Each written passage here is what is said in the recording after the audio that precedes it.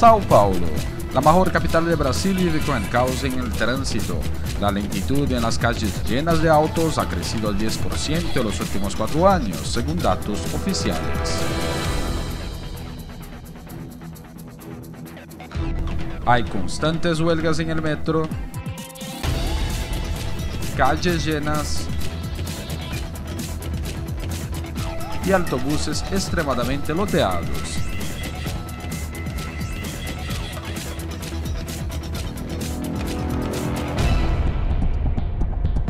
¿Te imaginas coger el metro después de un día de trabajo de esta manera?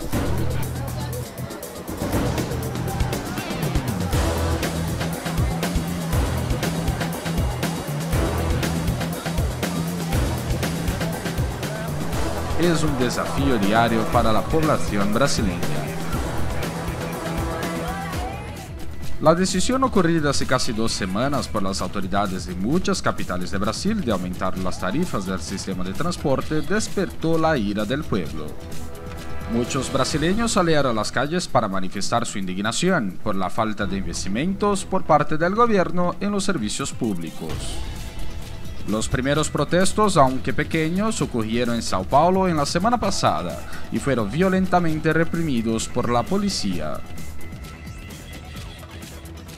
Estudiantes reclamaban por el derecho constitucional de hacer manifestaciones, como muestran estas imágenes, y las autoridades respondían con ataques.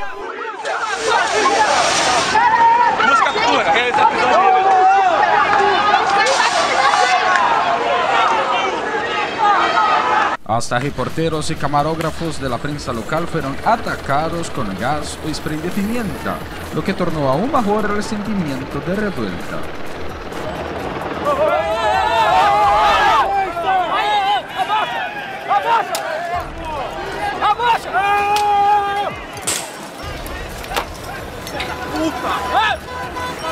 Los manifestantes gritaban no a la violencia y sí a la paz.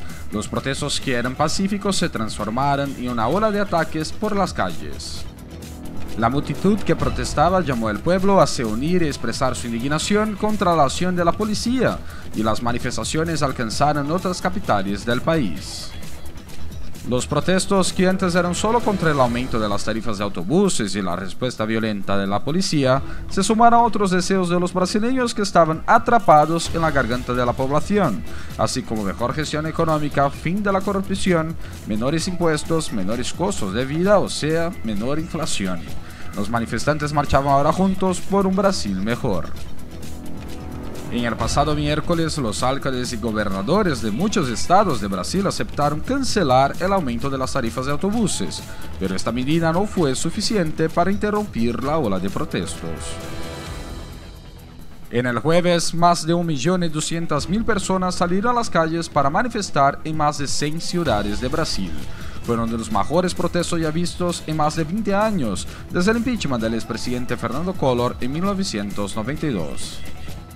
Las manifestaciones degeneraron en incidentes que dejaron 62 heridos, 10 detenidos, 2 muertos y rastros de destrucción en los centros de las ciudades, pero en la gran mayoría fue caracterizado como pacífico, con el respaldo y apoyo de la policía en algunas localidades. Una minoría de manifestantes infiltrados en la multitud fue responsable por grandes conflictos, así como los intentos de invasión de la Asamblea Legislativa de Río de Janeiro.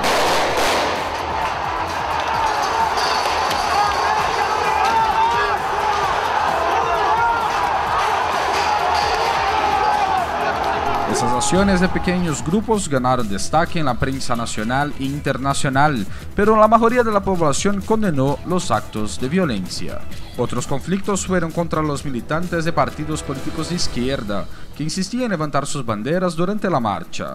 Los organizadores consideran que la manifestación no tiene partido, ya que es un movimiento pacífico y sin representatividad. La magnitud de las manifestaciones llamó la atención de la presidenta Dilma Rousseff, que se quedó perpleja. Después de reunirse con ministros y evaluar posibles soluciones, la mandataria hizo el viernes una declaración en red nacional. Abre-se nesse momento a Rede Nacional de Rádio e Televisão para o pronunciamento oficial da presidenta Dilma Rousseff. Minhas amigas e meus amigos, Todos nós, brasileiras y brasileiros, estamos acompañando con mucha atención. Dilma Rousseff dijo que está dispuesta a recibir a líderes de los movimientos que en los últimos días han convocado las protestas que han sacudido al país. Voy a recibir a los líderes de las manifestaciones políticas, los representantes de las organizaciones de jóvenes, de los sindicatos, de los movimientos de los trabajadores, de las asociaciones populares. Necesitamos de sus contribuciones, de sus reflexiones, dijo la presidenta en un mensaje transmitido en cadena nacional. El proyecto incluirá la elaboración de un plan nacional de movilidad urbana que privilegie el transporte colectivo, mejor inversión en educación y traer de inmediato millones de médicos del exterior para mejorar la atención del sistema de salud. Para Todos Network, Marcel Salim, Sao Paulo, Brasil.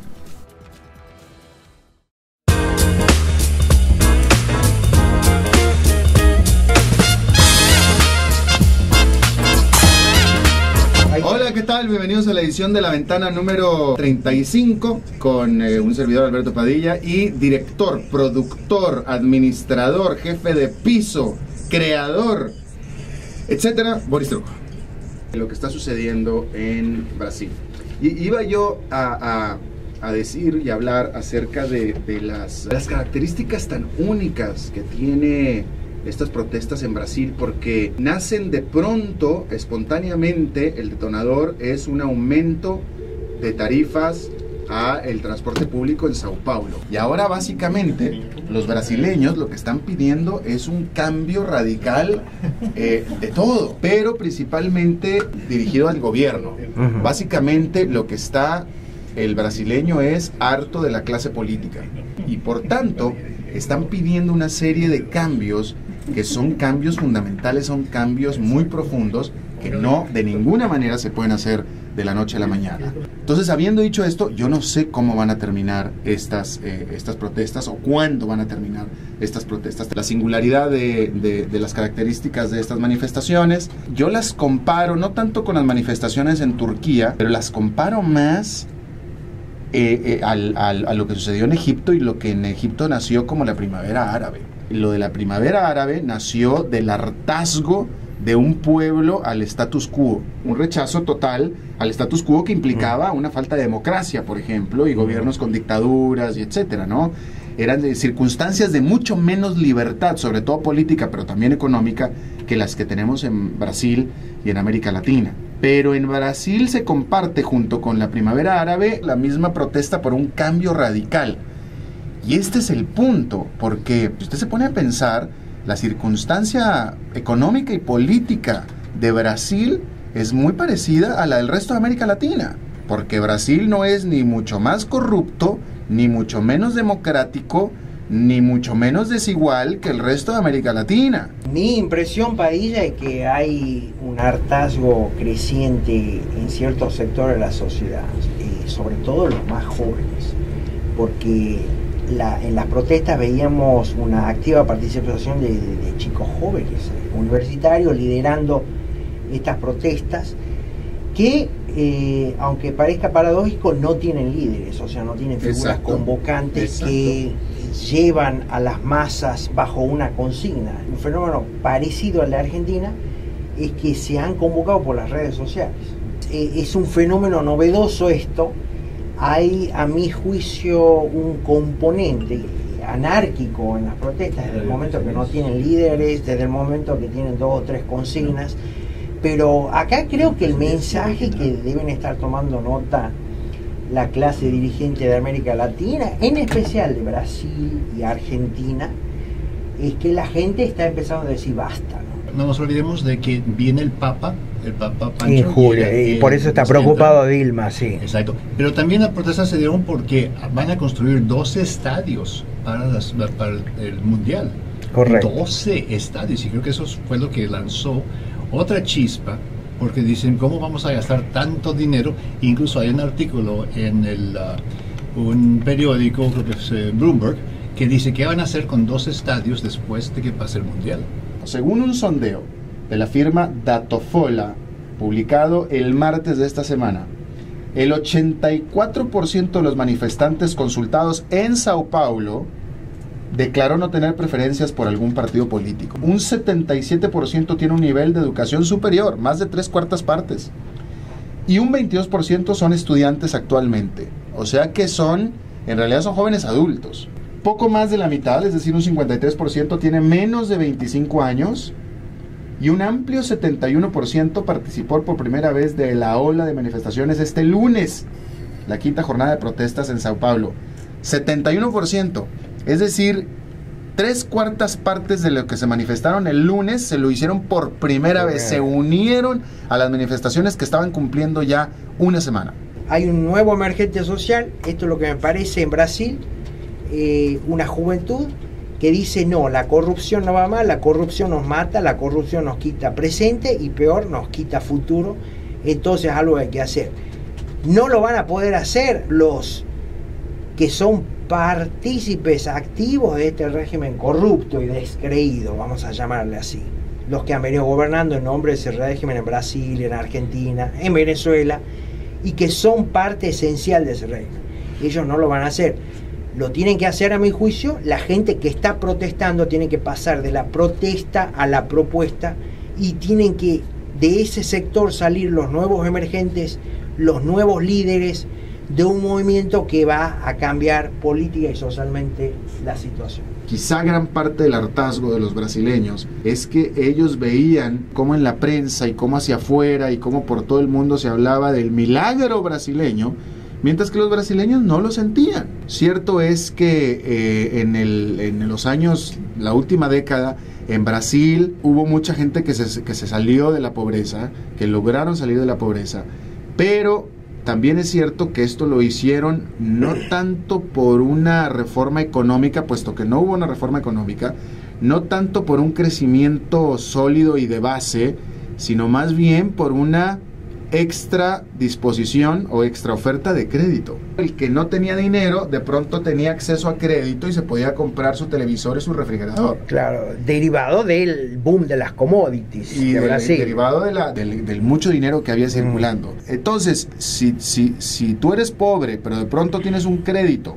y un microcrédito y tienes ayuda del gobierno, tienes un estipendio que el gobierno te da a cambio de que es la Bolsa Familia, a cambio de que tus hijos vayan a la escuela, y aparte tienes acceso a un crédito pequeño que te puedes comprar un televisor, pues supongo que ya en las métricas de pobreza ya no eres pobre, pero sigues siendo igual de pobre. Si no tienes la educación, si no tienes las posibilidades de trabajo, si no tienes una empresa en la que tú puedas aspirar a trabajar ahí cerca de tu lugar de trabajo, pues yo creo que sigue siendo pobre. Y estos pobres no son los que se están manifestando, las manifestaciones no son de las favelas, y son de la gente como que son mis amigos aquí en Brasil, que todos son gente profesionista, gente ejecutiva que está apoyando las manifestaciones en Brasil.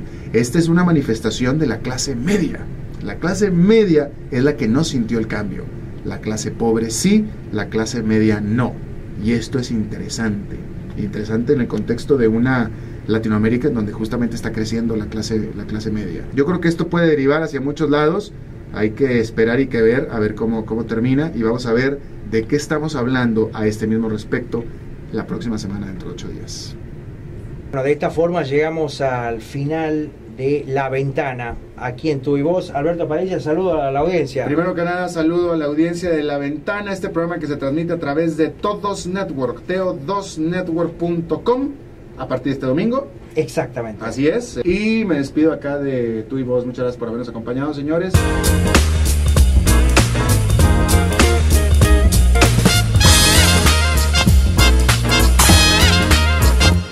No, tenemos otros panes, o tenemos otros panes, digamos. Son muy amorosos, pero medias lunas.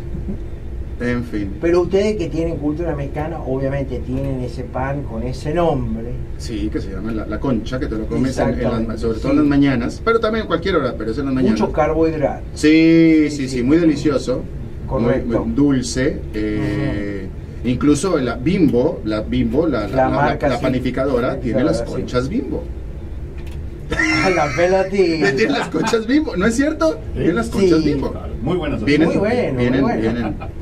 Por si no, pues, con cajeta. Porque si no tienes con una, viene el 2 en una bolsita. No tienen cajeta, esas no, pero son muy deliciosas, son muy buenas.